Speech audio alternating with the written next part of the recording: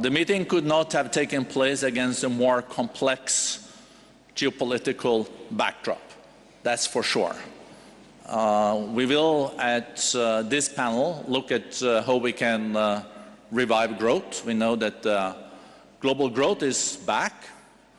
I think we expect around 3.1, 3.2% global growth this year.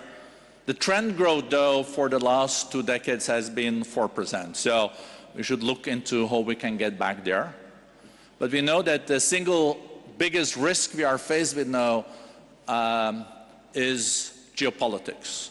So just a few weeks ago, it could have ended with a full escalation in this region between Iran and Israel. That was avoided. But there's also a lot of other challenges geopolitically that we have to deal with, but also to avoid further escalation. We're coming back to that. We also have His Excellency President Abbas of Palestine with us here on the first row, and we know there is very important discussions going on just in this moment around the deteriorating humanitarian situation in Gaza. But to discuss all these topics, we, as I said, we really have such an excellent panel, and I think they're all ready to get started. We have Madam Kristalina Georgieva, the Managing Director of the IMF, and 2 weeks ago also given a new 5-year period. That was the best news that week, Kristalina, so congratulations. Thank you. Maybe the only good news that week, I don't know. Then we have His Excellency Prime Minister of Malaysia, Anwar Ibrahim. Thank you, Prime Minister. So good to see you. Then we have President of Nigeria, His Excellency Bola Ahmed Tinubu. Great to see you at the World Economic Forum. And our very good friend, His Excellency Paul Kagame, President of Rwanda. Great to see you, Mr. President. And last not least, Peter Orszag, CEO of Lazard, United States of America. Thank you, welcome. So, let me start with Madam Georgieva, Kristalina. We do see economic growth, but you have also said that this economic growth is not sufficient, and you are concerned that the coming decade could be a repetition of the 70s. We had growth, but it was quite meager. How can we get ourselves into a situation where we can get growth back on where we were, around 4%? Salam alaikum. Let me start by congratulating the Kingdom of Saudi Arabia for the incredible success in implementing Vision 2030. And I'm starting from that because we see that when there is determination to build strong fundamentals and unleash the potential for growth, it is possible to diversify the economy and have the achievements that Saudi Arabia is demonstrating. What we have learned over the last years and during the spring meetings is threefold. First, that the world has built overall stronger fundamentals for growth. The world economy has proven to be resilient to repetitive shocks, and the question is why? The answer, because especially after the global financial crisis, in the case of Asia, after the Asia crisis, governments have taken to heart the need to have sound fiscal policies, the need to manage their public finances responsibly, and to create conditions for private sector-led growth. So fundamentals pay off. But we also recognize that we face two very serious problems. The first one is the one that you outlined. Growth, yes, 3.2% for this year, but really weak by historical standards. and two, significant divergence across the world. Some countries doing really well and others falling behind. Unless we tackle these two problems, we are going to have a difficult time. We may end up this decade being remembered as the turbulent 20s or the tepid 20s, and what we actually want is transformational 20s. You're asking me, what can we do? What we do is continue to build the strength of your economies by being responsible in your public finances, being responsible in monetary policy. There is no substitute for it. In fact, after these years of testing the limits of public finance to support households and businesses, time has come to rebuild fiscal buffers, to rebuild that strength. But then, foundation is good, you have to take it further. How do you take it further? Absolutely essential to unleash the power of technology and pair this with human capital capable of moving across different employments and opportunities in a more agile manner. And it is absolutely essential that we work together, that this special ingredient of international cooperation, trade, is reinforced in the years to come. I want to finish with the following observation. Over the last 100 years, despite a huge Second World War, despite the Cold War that followed, we as humanity have achieved so much.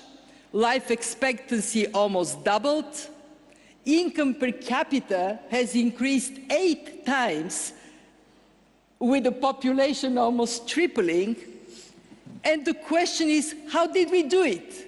We did it with technology, and we did it with capital accumulation and then deployment of capital to generate that wealth. Where did we fail? And we have to be honest and admit it. In a world of plenty, we still have almost 800 million people who are hungry. We failed to more inclusively share the benefits of this growth. So I look forward, I'm an optimist, I think I belong to Saudi Arabia. I look forward, and I think the next 100 years we can achieve the same degree of wealth, but with much better distribution of the benefits of growth. And may we have the will to work together to achieve that. Wow. Thank you very much, Kristalina. I got a little bit more optimistic now after listening to you. There are also great opportunities ahead of us. Let's avoid this decade, the 20s, to become the turbulent and with tepid growth. Let's do transformational changes that will also pave the ground for future growth and prosperity. Let me then go to Prime Minister Ibrahim. Malaysia has done pretty well. Growth is back. You're also benefiting from the changes in the global value chains, where we see more nearshoring, also called friendshoring. You become one of the nations with a big semiconductor, at least chip as industry. But you're also dealing with the productivity issues at home. And listening now to Madam Georgieva, what is your take on the current geoeconomic and geopolitical situation? It is complex also in your region. So what is your vision? Thank you. Assalamu alaikum wa rahmatullahi wa barakatuh. Those difficult, complex global questions should be addressed to the MD if I may have. But anyway. I must, I think, begin by expressing my profound gratitude to the kingdom under the leadership of King Salman and Crown Prince Mohammed, because coming from a majority Muslim country in emerging economies, the initiative taken by the kingdom cannot be underestimated. The importance is profound because the kingdom is seen to be the leading voice on Islam, on progress, on development. This did not happen in the past. So when they start focusing on the issues of development, of globalization, of digital transformation, of energy transition, that by itself has appealed to the concerns and the support of many of these countries. Many of our Muslims some look up to the initiative. That's why I think I must give credit. And Minister, please convey that we see this in this light. So you must continue to play this role to engage, particularly those in the developing economies, emerging economies. Notwithstanding the complex situation, the turbulent times affecting the region, particularly the anger, frustration over the Palestinian issue and the Gaza crisis, that shows complete abdication of responsibility, particularly countries in the West. But notwithstanding that, the kingdom wants not to be completely distracted with the issue. The issue is important, it's fundamental to us, but at the same time, we have to survive. The economy has to be strong. The fundamentals have got to be built. So Malaysia is again fortunate in a region that is probably, possibly most peaceful in the world and the fastest growing economy. And we then, particularly Malaysia, now start focusing on issues.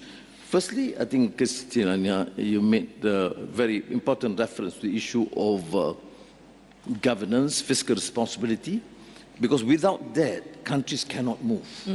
You must start with certain priorities, because countries can grow, has enormous potential. We had that experience in the 1990s. In fact, with the World Bank and the IMF considers this as an East Asian miracle. I quite dispute that, but notwithstanding, it was spectacular. We have seen spectacular progress. But we also have to learn from the flaws of endemic corruption, of gross inequality between the rich and the poor, the propensity to adopt unbridled capitalism to the extent that you ignore the plight of the masses deprived from basic opportunities. So we have to steer that policy issue of governance, of fiscal responsibility. At the same time, do not lose sight of the key priorities, which is relevant in this session. The issue of globalization, of interdependence. We adopt a very fierce foreign policy position to engage and depend on the support, collaboration, investments from the West, United States, Europe, at the same time maintain excellent bilateral relations with China, Korea, Japan, and more importantly with China because of the potential. And of course we have to grapple with these sensitivities, which is not our problem, is the problem of the rest. And I've said it probably quite pronounced in Australia when asked. I said, please do not impose your problem upon us because we are in an emerging economy with enormous problems of our own. We have to now grapple with the issue of digital transformation. And so you mentioned about these semiconductors. We are fortunate because we have been now the focus. In the past has been always in the back end.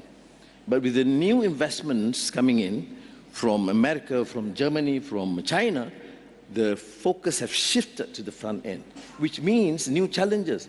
We have to train differently.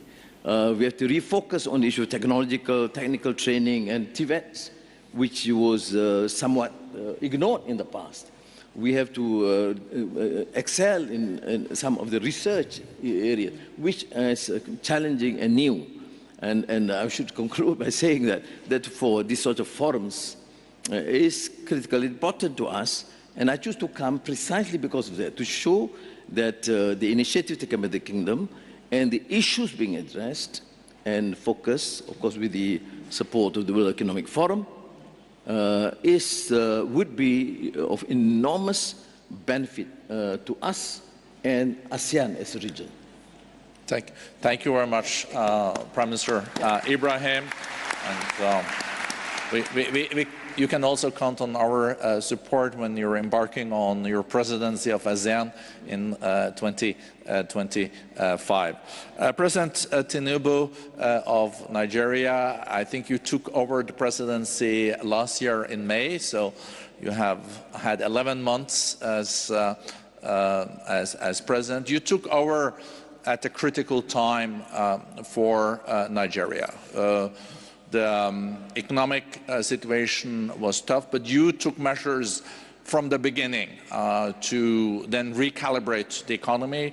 You cut the subsidies on fossil fuels. You also took aims at dealing with the currency.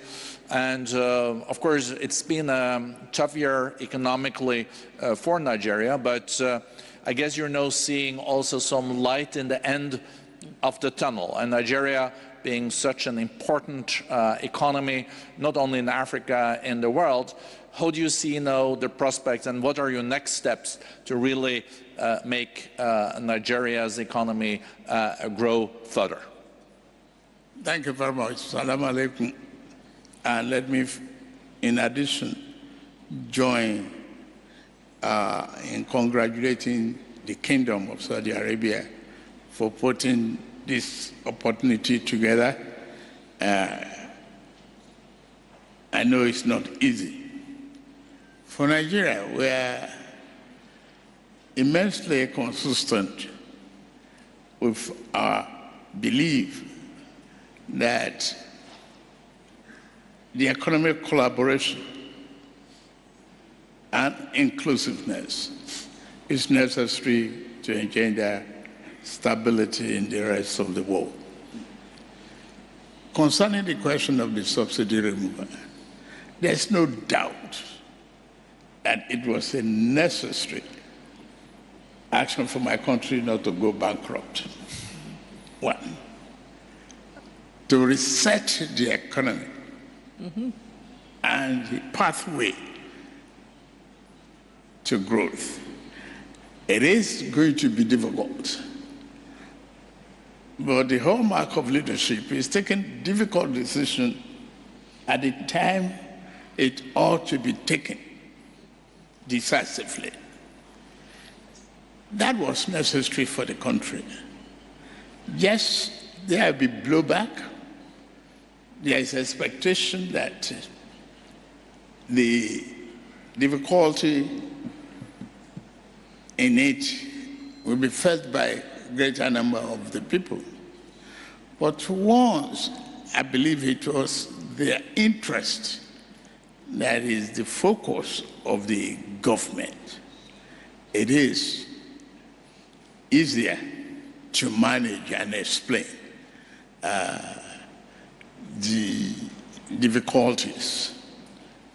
Along the line, there is a parallel arrangement to really cushion the effect of the subsidy removal on the vulnerable population of the country.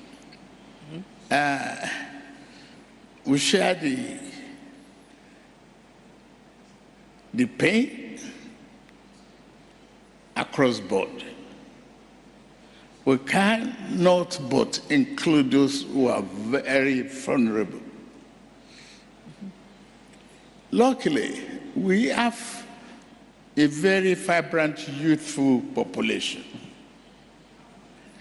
interested in discoveries by themselves and highly ready for technology, good education, committed to growth. We were able to manage that and partition the economic drawback and the fallout of the subsidy removal. Equally, it engendered transparency, accountability, and physical discipline for the country. And that, to me, is more important to focus on what direction we should go. And we pursue that rigorously. The currency management was necessary equally to remove the artificial element of value in our currency. Let's our local currency find its level and compete with the rest of the world currency and remove arbitrage, corruption, and opaqueness. That's what we did. At the same time, that's a two-engine problem in a very turbulent situation for the government. But we are able to manage that turbulence because we prepared for inclusivity in governance and rapid communication with the public to really see what is necessary and what we must do. Today's forum is equally valuable for us to share experiences and share the hope of the future. What is missing? And I'm glad the kingdom rely on the window, the word collaboration and inclusiveness. The capital formation that is necessary to drive the economy, like agriculture, food security, innovation, technology advancement, must be an inclusive program of the entire world. No one should be left behind. The fear of lack of capital in Africa, stigmatization. And I'm glad the world is recognizing the need that the type of population growth that Africa is experiencing, the diversity of its resources, must be married with its economic opportunity. We must collaborate to do that, and that is what we are doing so far. Thank you. Thank you. Thank you also, Mr. President, for underlining so much the importance of inclusiveness, even in a situation where you have to go through necessary structural changes. President Kagame, Rwanda is doing well economically. We are expecting 7% economic growth in Rwanda this year, but it is a complicated neighborhood. It is a complicated world, and it's all about also investments and also innovation. You're also being one of the leaders behind the Africa Continental Free Trade Agreement, and a successful implementation of that could add a lot of growth to Africa, and it can become one of the largest single markets in the world. Listening to your colleagues here, but also the complexities, how do you see Africa in the years to come? How can Africa manage in this transformative decade, as Kristalina was mentioning? Well, thank you very much. First of all, I want to thank the Kingdom of Saudi Arabia for enabling us to be here to have this very meaningful discussion. Straight away to the question, it's even more complicated than that, and we cannot understand where we have come from as Rwanda without looking at the history, the geography, everything is complicated that we have to deal with. And even in the development of our economy and our country generally, it's like you are always fighting for every step of the way forward. And that therefore means when we are talking about inclusivity, it's not just a word, a nice word, and with a nice meaning. It's a lot of work to do, even complex, like in our country, and that background I've just mentioned. At the same time, we don't look at ourselves just as Rwanda and with all those complications about history and geography and so on and so forth. We see ourselves in the setting of the continent of Africa that has a lot to share. So growth we have realized and continue to realize is driven by what we try to do within the country itself with those constraints, but also looking at what we can do with the sub-regions we find ourselves in or cooperating with. But everything adding to the optimism that was talked about, looking at where Rwanda has come from and where it is now, should actually add to the optimism that people should have, looking at even a much wider aspect of where the world is coming from and where it is going, and therefore also Africa and where it is going. In our case, I'd say a few things that tie all those together. One is putting the people at the center of everything we are doing. And therefore, that means investments in our human capital. How do we develop it, and how does it find that space to be able to contribute and to their own well-being and development? And in that, we have invested in education, in health, and above all, technology has been a focus for us, and integrating that in the education system or in the health services as we move forward. Like for health services, for example, we find we have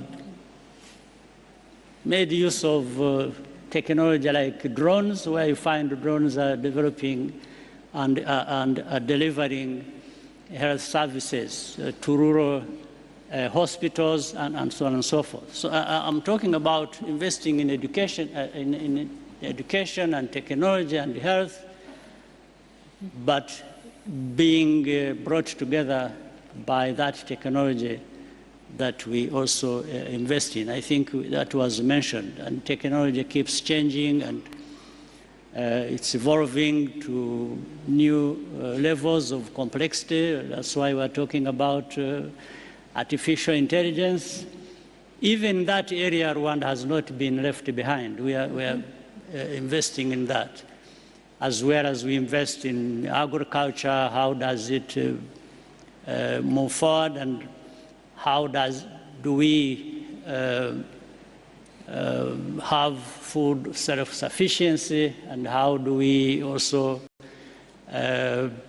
take that into the integrated continent we are talking about. In Africa, we have developed the African Continental Free Trade Area, the biggest, in fact, in the world. What we are trying to do now is to make sure that it becomes real. The obstacles that are there for the African continent to come together are removed, but it takes time, it takes a lot of effort, but that is happening. And I'm sure my brother here, President Tinubu of Nigeria, is involved in this as well because of the importance of his country. But we are seeing Africa, much as you may find problems here and there, Africa is coming together, Africa is moving forward. Different countries have decent or impressive growth of the economy. This can't be coming from nothing, but the good efforts that Africans are putting in place. And therefore, it is important that from this, the rest of the world really looks at Africa as an important entity in the global affairs, with its politics, economy, and so on and so forth. So, but Rwanda, we have come from the dead 30 years ago. We are now alive and thriving, and it's investments in our people and accountability and governance that we bring into play and which we share with the rest of the continent. Thank you.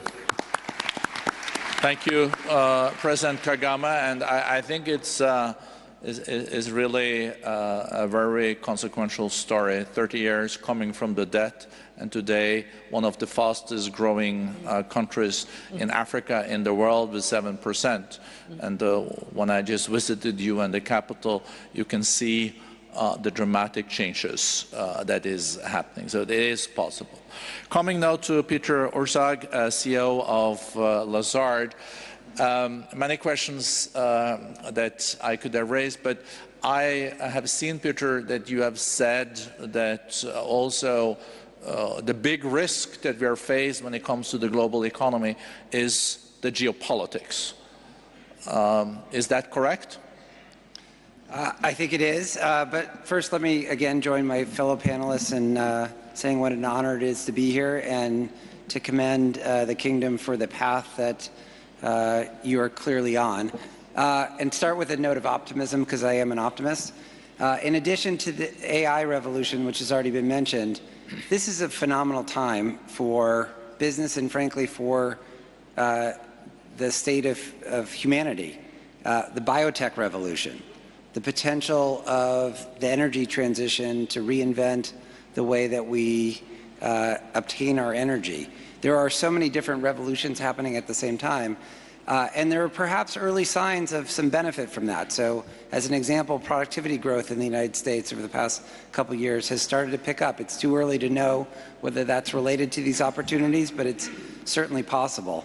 But to harness the benefit of those revolutions and the full potential requires a underlying structure that is not quite there. So businesses today basically are in some sense getting too much from policymakers and also getting too little. So let me try to explain that. In the too much category, businesses are now caught in the middle of many foreign policy and other geopolitical issues. Every major company in the United States, Europe, and elsewhere now requires the sort of geopolitical insight that used to be the domain only of oil and gas companies that were operating in complex environments. Now pretty much every company needs that kind of capability. That's great for Lazard because we provide that kind of insight, but it's probably not so great for productivity, because fundamentally you can't make an important business decision today without taking geopolitics fully into account, and that is different than 2 or 3 decades ago. During the Cold War, tension with Russia did not have any significant business impact because Russia was not that important to the global economy. That's not true with regard to where the geopolitical fractures are today. On the too little side, policymakers have not really fully stepped up to many of the core challenges that have already been identified, and the result of that is that companies are being asked to fill the void on social and other issues that policy hasn't fully fulfilled. So that is never going to end that well. That is a very, very, very imperfect third or fourth best relative to the structure that policymakers can put forward. So this is on everything from purely social issues to even the energy transition. I think there's been a lot of happy talk about what's involved in the energy transition. It is going to be expensive and it is going to be hard. Reasonable estimates are something like 10% of GDP per year through the next several decades invested in new sources of energy. And that's before you fully take into account the impact of artificial intelligence, at least given current chip design. Maybe the chips will change, but given current chip design on additional demand for electricity. That is a very, very tall bill, and the thought that companies are going to be meeting the vast bulk of that bill is unrealistic. So there's both too much and too little, but I want to end again on a note of optimism, because it's a very propitious time for a lot of these technologies. Let's just try to capture them as best as possible. Thank you. Thank you very much. Just a short follow-up question, because we are all curious about the U.S. economy. The U.S. is still 25% of the global GDP, with 5% of the global population. And there was expectations for a recession in the U.S., then there was soft landing, but now it seems like there is no landing, and there's also speculations that Fed even have to increase interest rate when we were expecting decrease in the interest rate in the summer. So we see that the inflationary pressure is still there. So there are different ways of looking at this. We saw that JP Morgan is worried that there will be a very rough landing. What kind of landing will there be in the U.S. economy if there is going to be a landing? Sure, I'll answer that question, and then I'll say I think it's probably partially the wrong question, but let me answer it first.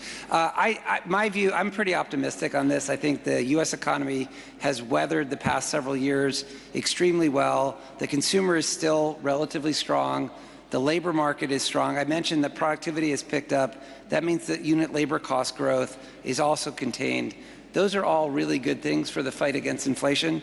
My own view is I think there's a temporary hiccup, just like there was at about this time last year, where inflation went sideways instead of continuing its downward path. I'm optimistic that the downward path will resume, so time will tell, and some humility is warranted because there's a lot of uncertainty. But I think the most likely path is one in which inflation continues to come down. But there are underlying problems in the U.S., and I would highlight the fiscal trajectory, where the deficit over the next 2 decades is projected to be 6 to 7% of GDP, and then polarization. The country is incredibly polarized. We obviously have an election coming up, and it is, I mean, as an example, I was confirmed as President Obama's budget director 15 years ago. At my confirmation hearing, Paul Ryan introduced me, and the Senate vote was 100-0. That would never happen today, and that was only 15 years ago. So in a very polarized environment, presidential elections are going to be very close. This will probably be determined by 1 million or 1.5 million people. And secondly, it's very hard to get serious policy done unless you control the White House, the House, and the Senate, and that only happens very infrequently. So I think the question we're left with, how can such a dysfunctional political system deliver that kind of economic growth? But I see the managing director is asking for the floor, and you will, of course, Madam, get the floor. I have the challenge that we now have 10 minutes left. It means that each of the excellencies have 2 minutes. Of course, it's hard to ask excellencies like you guys to land, but I would love to hear you, but then do a 2-minute. But Kristalina, I'll come back to you, but I'll come to you now. But I think there is a good segue here, because the global debt situation, you have raised. We are close to 100% of GDP in global debt. And you are also saying we have to be more fiscally minded, but how to be that without going into austerity that will then kill growth again. I think we have like the highest debt level now since the Napoleonic Wars. That's not good news, is it? Not at all. So what is necessary? First, to differentiate, there are countries that can carry the debt and it is not a danger to them unless, however, they are mindful, it may become a danger. And you mentioned the United States, deficit is high, there has to be thinking about fiscal path that brings it down. But there are countries where the debt burden is already far too high. And in these countries, we do need to offer a helping hand with that restructuring. There is the common framework that Saudi Arabia launched during their G20 presidency. It is slowly delivering, and we need to make it so that it delivers faster. However, I want to make on the issue of that 2 points. Number one, how is that we can deal with it more sustainably? Of course, by having growth going up. We looked at the measures in the hands of policymakers. If we were to re-energize trade, if we were to get flow of capital to go where capital would bring highest returns, and if we were to build even stronger governance, within this decade, we can get 1.2% higher growth. In other words, we get to what we had historically. So that whole issue about fragmentation in the world economy is really serious. Trade and financial flows are the transmission lines of prosperity, and it would be a huge mistake to lose them. So focus on that. And my second point is taking from the President of Nigeria, reforms that are mindful of the vulnerable people in society. The Prime Minister of Egypt is here. Reforms pay off very, very well. So if we can have that leadership strength within countries to do the right thing and across countries to work together, the optimists in the room would say we are right. Optimism is well-grounded. So, Mr. Prime Minister Ibrahim, you are also in a situation where you're caught between the G2, China and the US. And this is also a relationship that is quite volatile or fragile. And you're maneuvering this too on top of all the other challenges. Maybe you want to reflect on that for 2 minutes. Well, it's not as complex because cumulatively, the investment in the United States remain number one in Malaysia. But of course, in the last few years, you see this growing investments and interests from China. How do we navigate it? By just saying, look, we welcome investments based on our rules and don't dictate and impose any conditions. We will not, for example, enter into any sort of a decision that is deemed to be provocative against one another. And I think so far we have managed, not easy, as a small emerging economy, we have to navigate very wisely.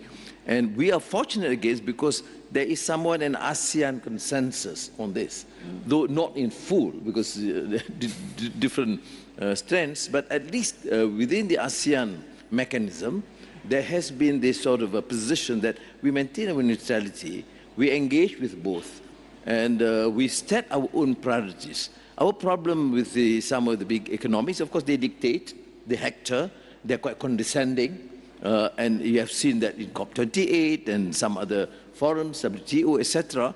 But I think this is where I think to engage more broadly with Africa, with Latin America, and in the Middle East, particularly what the Kingdom has initiated, would be of immense help to us. We cannot do it alone, and we will have to then engage. Again, I said I would to conclude that we are fortunate because within ASEAN, though there may be some minor differences on foreign policy issues, but the focus and the engagement and the both bilateral and multilateral relationship is excellent. We do not have any issues having to work together as a team. And that's why ASEAN happens to be now among one of the most cohesive force, a sub-regional force in the world. And we are now focusing more on trade investments, intra-trade investments. Thank you. Thank you. Thank you, Prime Minister. President Tinubu, you have dealt with the domestic economic challenges, and in many ways Nigeria is a superpower in its region. But the region is looking also very challenging with Sahel, with the situation in Mali, Chad, also now in Niger. And I know the time is short, but is there any way we can see a stabilization in your surroundings in the years to come, or is it, does it look very, very grim? Thank you very much. We are encouraging the entire world to pay attention to Sahel and the countries around us in ECOWAS. As the chairman of the ECOWAS, I've witnessed the big influence of Nigeria to discourage unconstitutional change of government. That is stabilizing. Equally, we have eased the sanctions. We need to trade with one another, not fight each other.